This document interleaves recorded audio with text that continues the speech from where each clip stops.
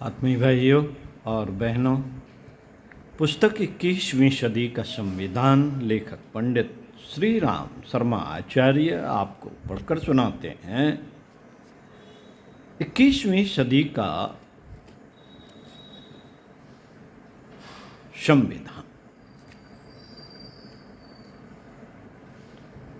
चौथा संविधान इंद्रिय संयम, अर्थ संयम, समय संयम और विचार संयम का सतत अभ्यास करेंगे।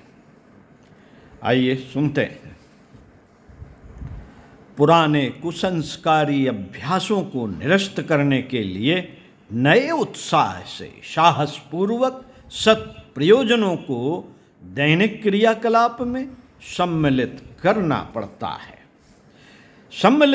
पड़ता है और बार बार उभरने वाली पशु प्रवृत्तियों को निरस्त करने के लिए कड़ा रुख अपनाना पड़ता है। इस प्रकार अपने आप से जूझने को ही संयम समझना चाहिए। अर्जुन की भूमिका इस अपने से संघर्ष करने महाभारत में प्रत्येक कर्म योगी को निभानी पड़ती है। जीवन एक युद्ध स्थली है जिसमें मनुष्य को सतत कामुक प्रतिकूल विचारों से लेकर चिर संचित प्रवृत्तियों तक एवं ऋतुकाल की बदलती परिस्थितियों से लेकर वातावरण में अस्वाभाविक परिवर्तन से जूझना पड़ता है। जीवनी शक्ति जो उसे मानसिक रूप से लड़ सकने योग्य, साहसी एवं उसके शरीर संस्थान को रोगी होने से बचाती है, एक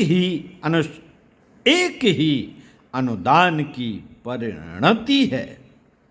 एक ही अनुदान की परिणति है। कौन सा अनुदान? संयम जो इसे अपनाता है वह न रोगी होता है न दुखी।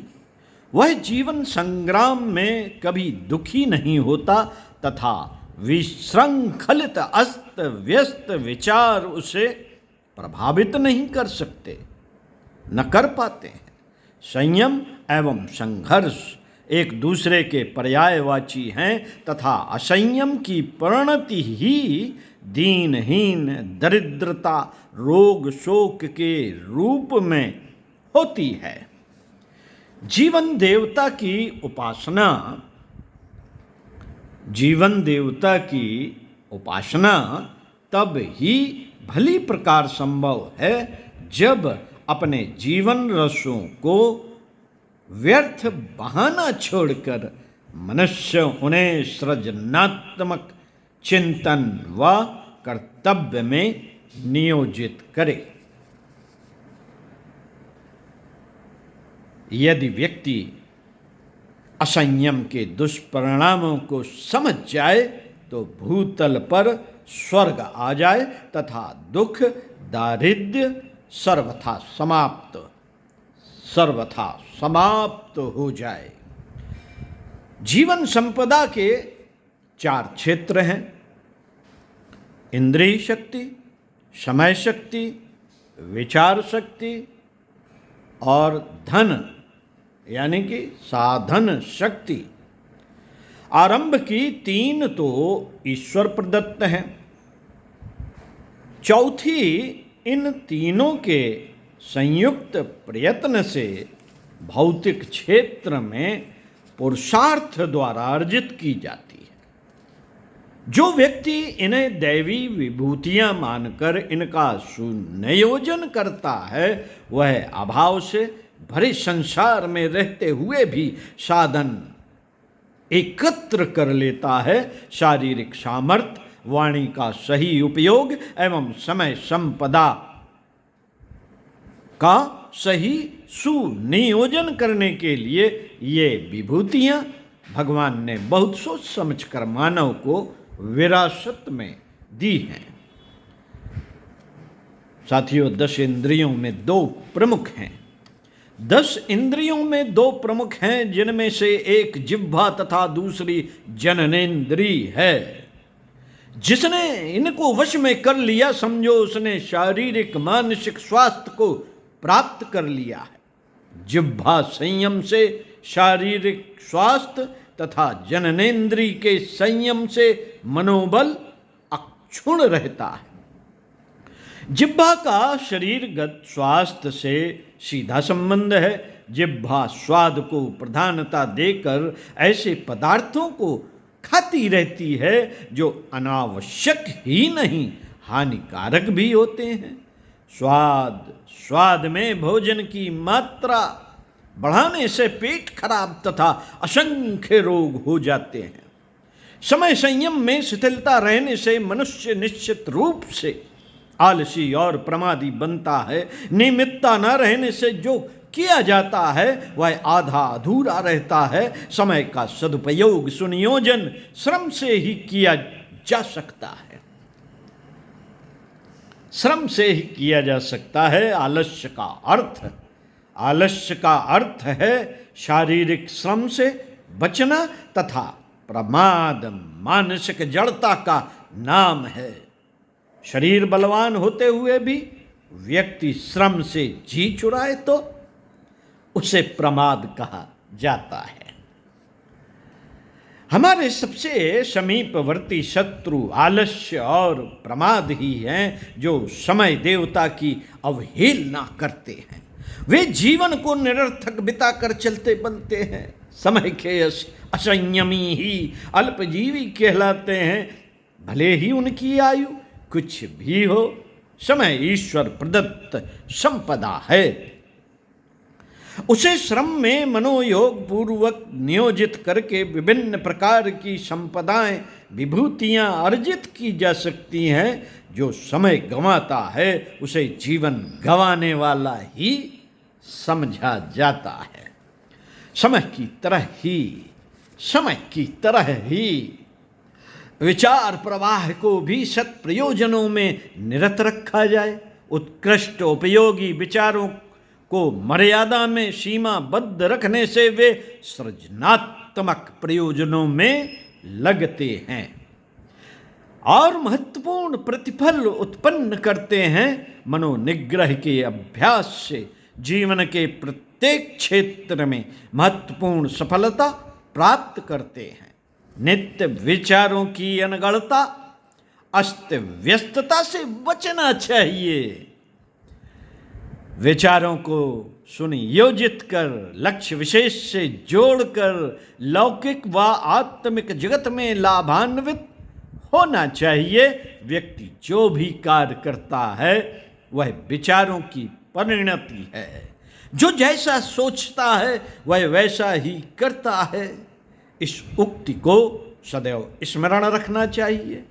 विचारों को आवारा कुत्तों की तरह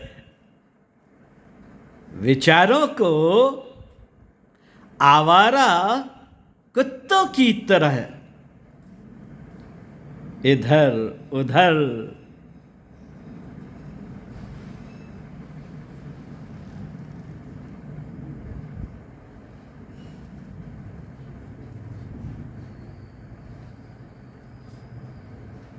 इधर उधर अचिंत चिंतन में भटकने न देने का नित्य अभ्यास करना चाहिए।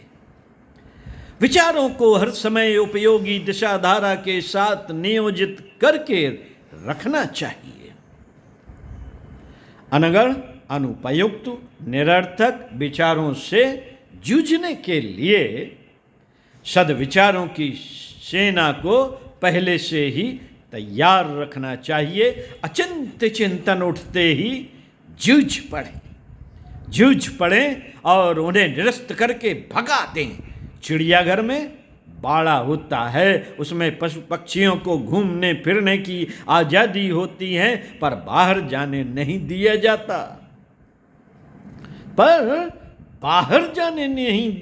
जाता। ठीक यही नीति विचार वैभव के बारे में भी बरती जाए। उन्हें जहाँ तहाँ बिखरने न दिया जाए।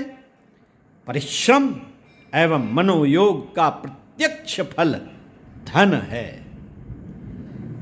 भौतिक एवं आत्मिक दोनों क्षेत्रों में व्यक्ति को अपव्यय की छूट नहीं।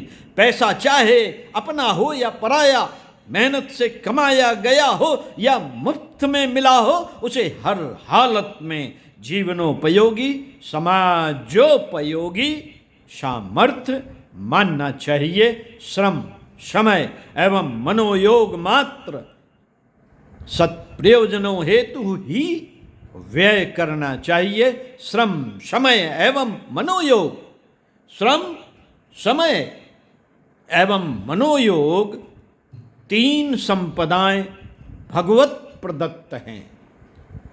भगवत प्रदत्त हैं, अतः धन को काल देवता एवं श्रम देवता का सम्मिलित अनुदान मानना चाहिए। जैसी दूरदर्शिता समय और विचार के अपव्यय के लिए बरतने की है, वैसी ही धन पर भी लागू होती है। बचाया गया धन परमार्थ में ही लगाना ठीक रहता है। बचाया गया धन परमार्थ में ही लगाना ठीक रहता है। बुद्धिमानी इसी में है कि जितना भी कमाया जाए उसका अनावश्यक संचय अथवा अपव्यय ना हो। जो कमाए हुए धन का सदा सहिता में उपयोग नहीं करता, वह घर में दुष्प्रवृत्तियों को आमंत्रित करता है। लक्ष्मी उसी घर में फलती फूलती है जहां उसका सदुपयोग होता है। आडंबर युक्त विवाह, प्रदर्शन, फैशन, परस्ती में अनावश्यक खर्च करने के उपार्जन का सही उपयोग नहीं होता। यहीं से सामाजिक अपराधों को बढ़ावा मिलता है। पारिवारिक कलह, मुकदमेबाजी आदि भी इन्हीं कारणों से उपजती है। समुद्र संचय नहीं करता, मेघ बनकर बरस जाता है तो बदले में नदियां दूना जल लेकर लौटती हैं। यदि वह भी कृपण हो जाए, यदि वह भी कृपण हो संचय करने लगे तो नदियां सूख जाती हैं, अकाल छा जाता है, और यदि अत्यधिक उदार हो तो घनघोर बरसने लगता और अतिवृष्टि की विभीषिका आ जाती है। मित्रों, समन्वित नीति ही ठीक है। समन्वित नीति ही ठीक है। ध्यान रखना चाहिए कि जो उपार्जन से बचाया जाए, जो उपार्जन से बचाया जाए उसे उचित प्रयोजनों में नियोजित कर दें। कमाने में ना अनीत बरती जाए और ना उपेक्षा। खर्च करने में सज्जनता एवं सत्परिणामों की जांच पड़ताल रखी जाए, अन्यथा संपन्नता दरिद्रता से भी अधिक घातक सिद्ध होती है। इससे समाज में दूषित परंपराएं पनपती हैं। धन को लक्ष्मी कहते हैं। साथियों, धन को लक्ष्मी कहते हैं। सत्प्रयोजन में लगे तो लक्ष्मी, अपव्यय किया जाए, अनीत से कमाया या खर्च किया जाए तो वह माया है। वह माया है। माया का नाश सदैव हुआ है और होता रहेगा। संयम पर न टिक पाने का कारण उसका स्वरूप न समझ पाना है। स्वरूप न समझ पाने से व्यक्ति उसी तरह फंस जाते हैं जैसे अंधेरी रात में मार्ग में भरे पानी को सूखी जमीन समझकर व्यक्ति उसमें पैर फंसा देता है। स्वरूप एवं महत्व समझना कठिन नहीं, परंतु उसके लिए मनुष्य को पूरा प्रयास तथा नित्य प्रति अभ्यास करना होगा। स्वरूप और महत्व समझने के लिए आवश्यक उद्योग न कर पाना भी असंयम की वृत्ति को की ही प्रतिक्रिया है। अतः साथियों, जो संयम का लाभ लेना चाहें वे उसका स्वरूप और महत्व समझें। संयम का एक पक्ष जहां अनावश्यक अपव्यय को रोकना है, वहां दूसरी ओर उसे सृजनात्मक कार्यों हेतु नियोजित करना भी है।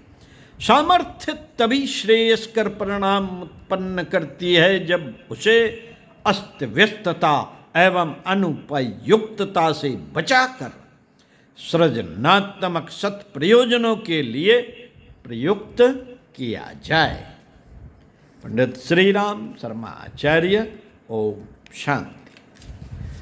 अगले वीडियो में 21वीं सदी का संविधान का 5वां सूत्र पढ़कर सुनाएंगे। अपने आप को समाज का एक अभिन्न अंग मानेंगे और सबके हित में अपना हित समझेंगे।